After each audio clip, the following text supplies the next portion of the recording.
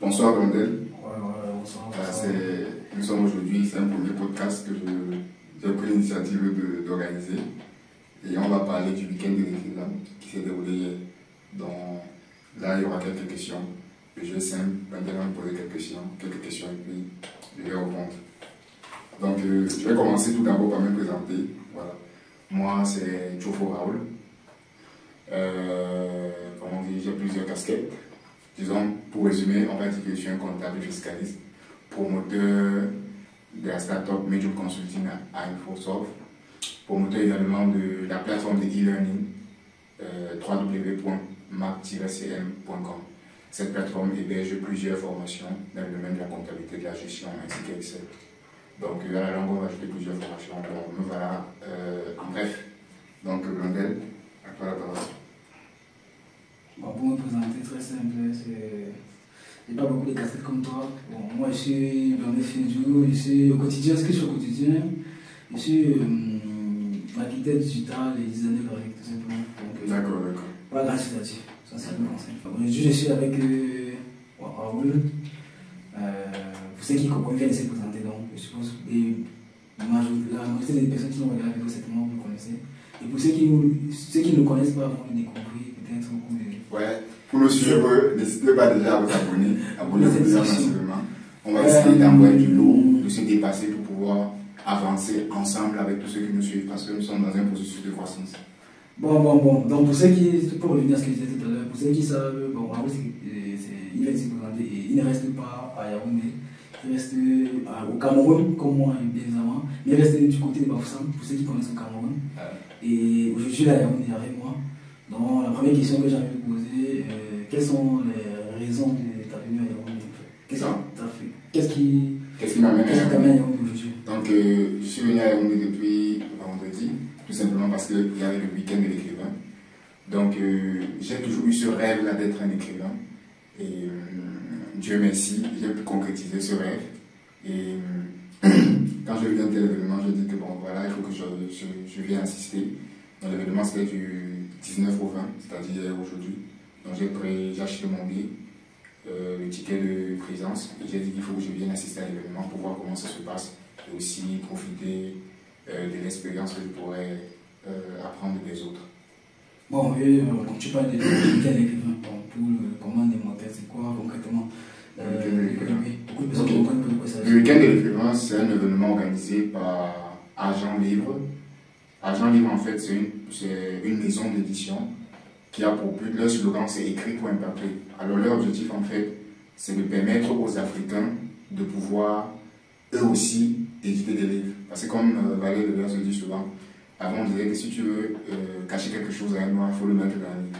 Donc, lui, il a pris l'initiative de créer une maison d'édition, que les noirs aussi puissent écrire, que ce ne soit pas seulement les blancs. Donc, il a pris l'initiative que les noirs puissent écrire. Alors, cette conférence, le week-end de l'écrivain, c'est dans le but de sensibiliser les Africains, de se mettre à l'écriture afin d'informer les Africains, afin d'informer aussi les Africains de lire. Parce que quand on dit écriture, parle également de lecture. Donc, lui, comme il a dit hier, son objectif c'est de faire en sorte que le week-end de l'écrivain soit comme le festival de Cannes en France. Donc, faire de ça un événement, un grand événement, mais ceci dans le but de la lecture. D'accord, ok. Bon, c'est ça le week-end de l'écrivain. Bon, oui, vas-y, continue. Donc, comme je vous l'ai dit, pour ajouter être plus explicite, c'est ça le week-end de l'écrivain. Les entrepreneurs, auteurs viennent partager leur expérience, viennent dire ce que la lecture et le livre ont apporté dans leur croissance et leur développement. Donc, en fait, tu viens de dire quelque chose qui m'intéresse, qui attire mon attention. Et donc, si je comprends bien, le week-end de l'écrivain, tel que tu viens de dire, ça concerne seulement les entrepreneurs auteurs ou bien ça concerne d'autres personnes? Non, le week-end de l'écrivain. Et tout. Mais ça concerne rien que les écrivains. Parce que toi, tu dis là-bas, par exemple, tu fais ta casquette d'entrepreneur ou bien d'écrivain. Ou bien les deux à la fois. La casquette d'écrivain. En fait, c'est même pas qu'une casquette d'écrivain. Pourquoi? Parce que c'est juste que si tu as l'envie de vouloir écrire, parce qu'ils ont un programme d'accompagnement, c'est-à-dire écrire un livre en 28 jours. Ils ont un programme d'accompagnement. Là-bas, il y avait beaucoup de personnes qui n'étaient pas écrivains. Mais si c'est que tu as cette envie-là, si ça te tente, tu peux venir pour apprendre, pour qu'eux t'accompagnent à écrire ton livre. Tu vois. Mais moi, pourquoi je suis allé? Parce que je voulais rencontrer ces personnes-là, parce qu'ils m'inspirent au quotidien. Je voulais les rencontrer, je voulais voir comment est-ce que eux, ils organisent ces événements. Parce que ce sont des événements que je suis appelé à organiser également à la langue. Donc mon objectif c'était d'apprendre. Donc je ne pourrais pas dire que je suis parti là-bas pas seulement parce que je suis écrivain, ou bien pas seulement parce que je suis entrepreneur, mais parce que je veux grandir, parce que je veux évoluer, je veux m'améliorer, je veux apprendre de l'expérience des autres. Ah d'accord. Donc c'était surtout en fait un partage pour voir comment est-ce que les autres font. Voilà. Afin de ça, La meilleure façon d'apprendre, c'est de voir comment les autres font. Afin de pouvoir s'inspirer et tout. Surtout que tu es auteur et tout. En même temps, tu es entrepreneur et tout. Donc, ouais. Donc en fait, lequel écrivain, ça concerne, je peux dire, tout le monde. Ça concerne tout le monde. Ceux qui aspirent à écrire. Et tout. Parce que là, par exemple, hier, on a eu une femme qui, son livre portait sur quoi? Femme battue, tu vois. Elle expliquait, mais aussi elle est entrepreneur, tu vois. Elle expliquait son histoire, comment est-ce qu'elle a, c'était une France, en fait, c'était une Sénégalo-française. Donc elle est arrivée en France, elle s'est mariée à 16 ans, elle a fait un enfant. Avec son mari, il n'arrivait pas à subvenir aux besoins. C'est elle qui partait travailler. Son mari l'a forcé d'avoir un autre enfant. Elle refusait, son mari la battait. Après, elle s'est décidée. À un moment, elle a succombé. Elle appelait sa famille, elle disait qu'il faut supporter et tout. Un moment, elle a succombé. Ils ont fait un autre enfant, c'était mauvais. Elle a décidé de se lancer dans l'entrepreneuriat et tout. Elle a décidé d'écrire son histoire pour sensibiliser. Il dit qu'en fait, le mariage n'est pas une fin en soi. Il dit qu'en fait, on doit éviter de stigmatiser la femme. Il dit qu'en fait, ce n'est pas parce qu'on est une femme, ce n'est pas obligé de se marier. Donc, comme elle a dit elle-même, la femme, le plus grand bonheur de la femme, c'est d'être mariée. C'est un peu comme ça que dans nos sociétés, on conçoit le mariage. Si tu es une femme et tu n'es pas mariée, ça veut dire que tu échoues ta vie. Je pense que toi, tu l'as dans nos sociétés, c'est comme ça qu'on raisonne. Ouais, c'est bon. Voilà. Donc, bref, c'était un peu ça. C'est vrai que moi, je n'ai pas totalement épousé son histoire, mais c'est vrai qu'elle était choquante. Et je pense qu'en lisant son livre, peut-être je pourrais développer mieux comprendre ce qu'elle disait. Oui. Donc, non seulement je voulais lancer le premier livre, ça fait la promotion en fait, pour un peu essayer de résumer. D'abord, ça fait la promotion de l'écriture, donc pousser les gens à écrire, à lire en même temps et à entreprendre dans le monde de l'écriture. Justement. Donc, entreprendre tout court. Moi, je dirais entreprendre tout court. Que ce soit dans l'écriture. Parce que bon, tu sais, le week-end de l'écrivain, c'est une entreprise. Oui. Disons, Agent Livre, c'est une entreprise. Lorsqu'ils organisent un événement comme ça, leur but, c'est de vendre. Tout le monde veut vendre.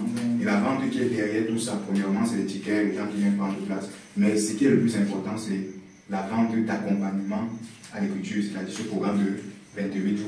Ouais. C'est ça, en fait, le produit phare qui est derrière cet événement. Oui. Mais sinon, par exemple, il y a Thierry Niamen qui a remercié Agent Livre de l'avoir aidé à écrire son livre Né pour échouer, où j'ai entendu parler qu'il écrivait jusqu'à 2 h du matin. Tu vois, il écrivait ici, parfois il pleurait parce que, bref, il disait que son livre, les gens disent que son livre est trop choquant. Il disait que son livre, si tu as quelqu'un qui a trop souffert dans sa vie, prends le livre, tu lui donnes. Il dit que même sa fille, quand elle a lu son livre, elle disait que mais papa, c'est comme ça que tu as souffert. Bref, il dit que on l'accompagnait jusqu'à 3 h comme ça, et si tu es en train d'écrire, à un moment il pleurait. On dit que bon, ça va, on continue de. Donc en fait, il y a toujours un produit d'accompagnement, quoi. Donc le premier but d'abord, c'est de vendre. Maintenant, c'est pas parce qu'on te vend qu'on doit caler sur la vente. La vente, c'est l'essence de toute chose en tout cas. Ok. Donc, vous avez compris, il est venu pour assister à la conférence qui est instituée le week-end du livre organisé par Agent Livre. Donc, pour résumer là, quoi. Et bon, après la conférence, tu as assisté. Et surtout, il faut préciser la conférence que c'était payant. Oui, c'était payant, il y avait 3 packages. Le package de 15 000, le package de 60 000, 90 000. Voilà. Et toi, tu as pris quel package? Bon, le package de 15 000 participants, c'est le package de 60 000, je pense, c'est pour ceux qui veulent être accompagnés dans l'écriture.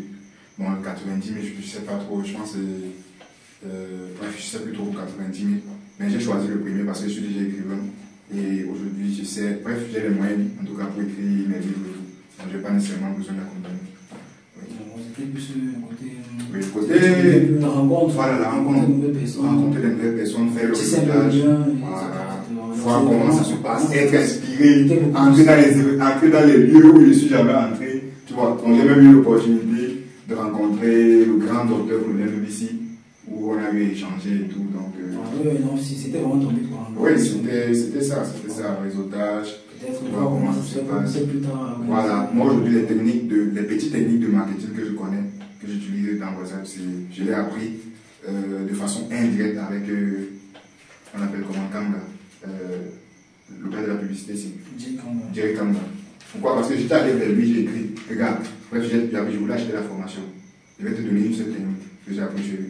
Quand je suis venu, qu'il va acheter la formation, il a enregistré mon numéro. Je ne suis pas passé à l'achat directement. Il a enregistré mon numéro. Je voyais ses statuts. Je voyais les témoignages. Le but de ces témoignages, c'était quoi? Me rassurer.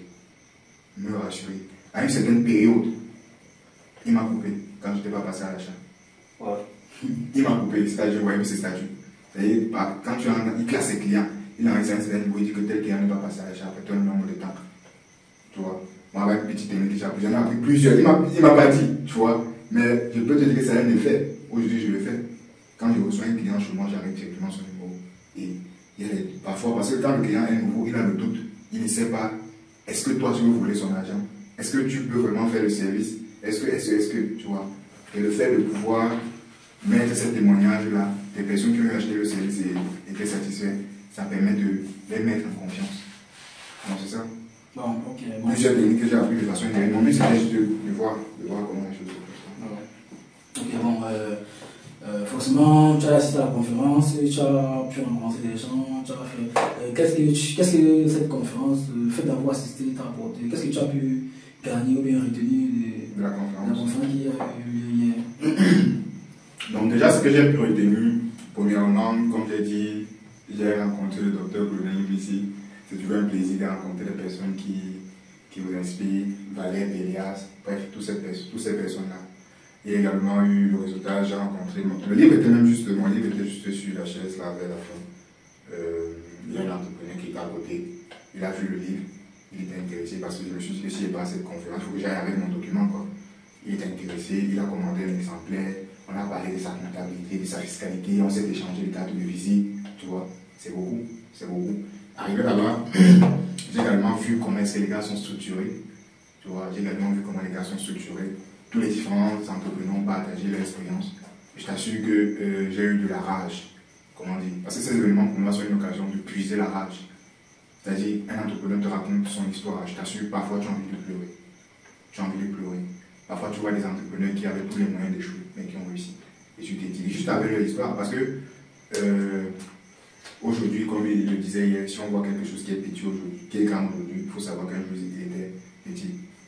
Juste, ça donne le courage de pouvoir commencer petit et de pouvoir évoluer. Donc, pour résumer, comme j'ai parlé, rencontrer des personnes qui m'inspirent, le réseautage, la vente même de mes documents.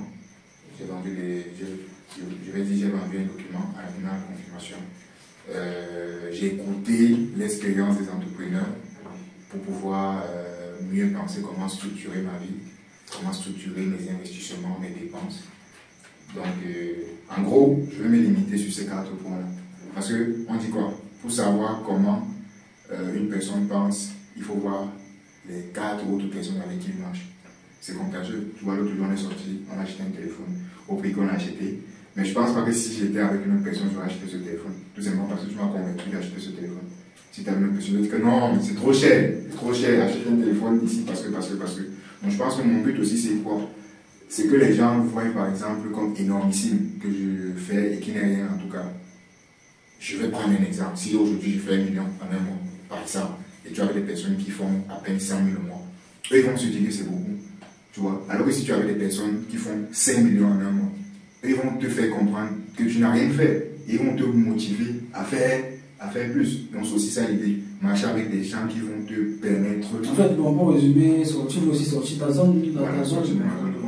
Bon, une fois que tu étais au milieu de tout, tu t'es payé au milieu de tous ces grands entrepreneurs, ces gens qui sont riches. Bref, quel était vraiment ton sentiment? Ou comment tu t'es senti? Tu t'es senti comme un homme qui accomplit ou bien qui n'a encore rien fait? Ou bien un homme qui est en fait en plein chemin? Comment tu t'es senti? En fait, de te sentir après d'être entouré, t'avoir entouré de ces grands hommes, ces gros entrepreneurs et tout. Comment tu t'es senti? Quel était le feeling en fait? En vrai, je ne veux pas me dire que je me suis ressenti comme un rington. Non. Mais ce que j'ai plutôt appris, je vais plutôt ici dire ce que j'ai appris. En vrai, j'ai eu ce sentiment qu'il faut que je développe plusieurs activités. Parce qu'aucun de ces entrepreneurs n'était boss ou PDG d'une seule structure. Tu vois, pour répondre à ta question, j'ai eu le sentiment d'être à zéro. Mais je ne veux pas dire que je me sentais nul et tout. d'être à zéro. Mais comme aujourd'hui je suis en train de développer Medium, mais que j'ai compris également que Medium n'est pas là où je dois m'arrêter. Il faut que je constitue Medium, il faut que je constitue d'autres activités parallèles pour aussi les ressembler. Parce que tous ces entrepreneurs avaient plusieurs. Il y avait celle qu'on appelle Dr Catherine Kakala, c'est pas ce qui la connaît. Elle a perdu un membre, je pense que c'est le PDG de 3 structures. Ouais. Donc moi aujourd'hui, là, bref, j'ai senti que j'ai beaucoup à apprendre. En tout cas, bon, pour juste la confiance, quoi. Ça t'a permis d'être plus confiant. Oui, ça m'a permis d'être confiant. On va dire que j'ai. Bref, ça m'a donné le courage. Le courage de pouvoir faire mieux. Comme j'ai publié sur ma page, je voulais dire que l'idée c'est de faire mieux que les grands. Ouais, en vrai, c'est ça. Essayer de les ressembler. Ouais. Donc, je peux dire ça. Maintenant, quel a été le point commun que tu as pu constater chez tous ces grands entrepreneurs? Qu'est-ce qu'ils ont en commun? Ok. Qu'est-ce que tu as pu constater? Déjà, le point commun qu'il y a chez ces entrepreneurs, c'est la volonté de réussir. Parce qu'aujourd'hui, on vit dans une société où on regarde parfois d'un mauvais œil des gens qui ont la rage. Mais là-bas, j'ai compris que tous les entrepreneurs, il y avait M. Thierry Niamen, M. Erika, un nouveau que je viens de connaître, Dr Claudel Messi, la sénatrice Françoise Poigny et Valère. La chose que j'ai compris, c'est qu'il faut la volonté de réussir. Tu ne peux pas te coucher ou bien te lever le matin, tu dois pénal, tu achètes ton petit jus, tu crosses tes pieds, tu ouvres ta télé, tu bois et puis tu dis que tu réussis. Non. Tu dois vouloir cette volonté, cette rage de réussir. Tu dois avoir cette rage. C'est-à-dire, tu dois même être obsédé par la réussite. L'obsession de la réussite. Parce que quand tu vois quelqu'un qui a mené à créer plusieurs entreprises, c'est pas quelqu'un qui n'a pas de pression. L'autre point, c'est qu'ils avaient des choses à prouver. Des choses à prouver. La majorité d'entre eux, ils avaient des choses à prouver. Et l'autre, par exemple, son père lui avait demandé de faire il avait fait un concours, il a réussi pour aller en France, M. Rita. Son père lui a demandé de partir. Il a refusé, son père est chassé de la maison, il est parti. Tu vois que dès qu'il est parti, il a envie de montrer à son père qu'il peut réussir aussi en restant ici au pays. C'est-à-dire l'envie de démontrer, l'envie de prouver. Qu'est-ce qu'il a dit que quand son père est entré dans son bureau, il a coulé les larmes. Son père a coulé les larmes. Que c'est aussi possible de rester ici et de réussir. Donc il y a aussi cette rage de vouloir prouver. Tu vois, chez nous parfois quand tu veux prouver, on dit qu'il est orgueilleux. Moi par exemple, c'est les caractéristiques que moi j'ai là. Je veux toujours prouver. Et c'est l'une des raisons qui me pousse toujours à travailler, qui me pousse à vouloir en donner. Donc, ça c'était le deuxième point. Le troisième point commun que j'ai trouvé chez ces entrepreneurs, c'était la lecture. C'était la lecture. Ils lisaient beaucoup. Par exemple, Françoise, la sénatrice Françoise, elle a dit qu'elle est rentrée en prison en 2012, elle a commencé à lire tellement. Elle est vraiment instruite, cette femme. Elle est vraiment instruite. On dit parfois que les riches ne sont pas intelligents, mais ce n'est pas vrai. Elle est vraiment instruite. Donc, le point commun que j'ai trouvé chez toutes ces personnes, c'est la lecture.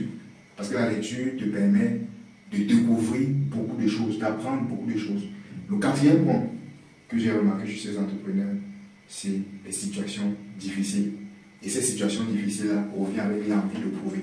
Pourquoi? Parce que quand tu atteins parfois un certain niveau, bien, l'estime que tu as de toi et que tu te vois frapper par certaines situations qui te rabaissent, qui te ramènent vers le bas, la seule rage que tu as dans ta tête, c'est de pouvoir surmonter cette situation qui t'a ramené vers le bas et montrer que tu es plus fort que ça.